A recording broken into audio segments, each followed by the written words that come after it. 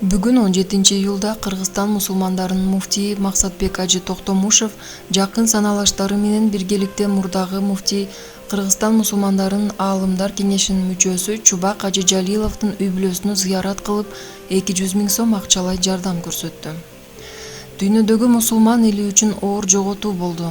Чубак ажыбыз бала кезинен билимге болгон тырышчаактыгы менен деңиздей терең илимге ээ болгон. Ислам дини бизди коомчулукка жеткирүүдө эбегейсиз салым кошту. Канчалаган мыкты адистерди даярдап, өзүнүн алган билими, тажрыйбасы менен бөлүштү, деди муфтий.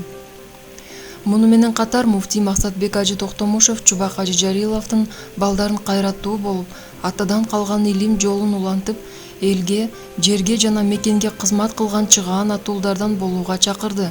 Ошондой эле муфтий Кыргызстан мусулмандарынын дин башкармалыгы ар дайым колдоо көрсөтүүгө даяр экендигин билдирди.